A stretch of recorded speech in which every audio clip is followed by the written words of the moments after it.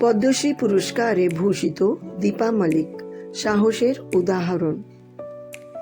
দীপা মালিক এমন একজন ব্যক্তিত্ব যিনি আত্মবিশ্বাসের সাথে তার জীবনের প্রতিকূলতাগুলিকে অতিক্রম করে শুধুমাত্র ভারতকেই গৌরব এনে দেননি, লক্ষ লক্ষ প্রতিবন্ধী মানুষের জন্য অনুপ্রেরণার উৎস হয়ে উঠেছেন।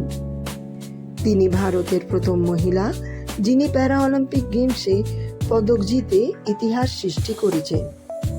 দীপার জীবন একজন সাধারণ মহিলার মতো শুরু হয়েছিল, কিন্তু 1999 সালে তার জীবনে হঠাৎ করে নতুন মোড় নেয়। তিনি একই স্পাইনাল টিউমার মেরুদণ্ডের পিণ্ডতে ভুগছিলেন, যার চিকিৎসার জন্য তাকে অস্ত্রোপচার করতে হয়েছিল। এই অস্ত্রোপচারের পর তিনি কোমর থেকে নিচে পর্যন্ত সম্পূর্ণ পক্ষাঘাতগ্রস্ত হয়ে পড়েন।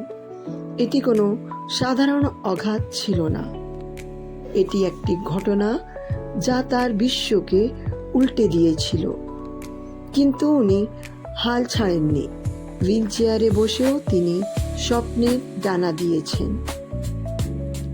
36 বছর বয়সে যখন বেশিরভাগ লোক তাদের ক্যারিয়ারের গতি কমিয়ে দিতে শুরু করে, দীপা মালিক ক্রীড়া জগতে প্রবেশ করেন।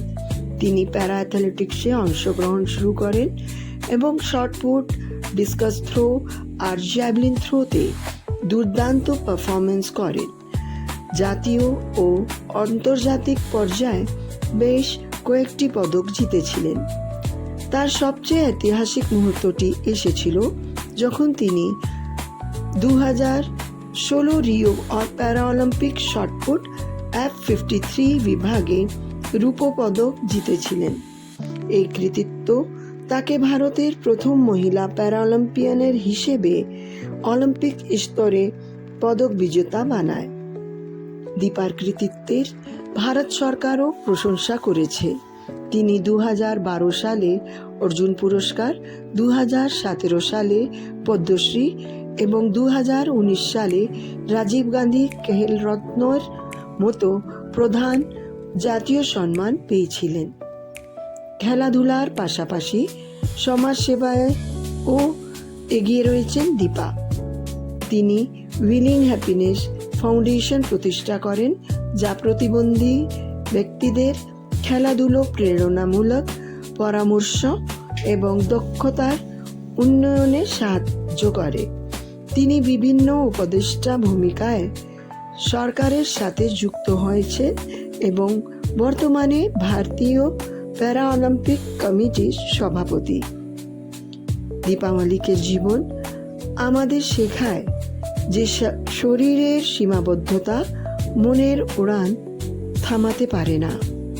আত্মবিশ্বাস থাকলে হুইল চেয়ারে বসা একজন নারীও দেশকে গর্বিত করতে পারে।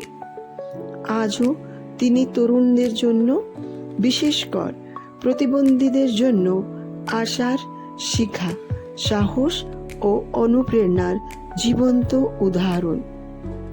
সমস্যাকে অজুহাত বানাবেন না, একটি সোপান তৈরি করুন। এটি দীপা মালিকের আসল জয়।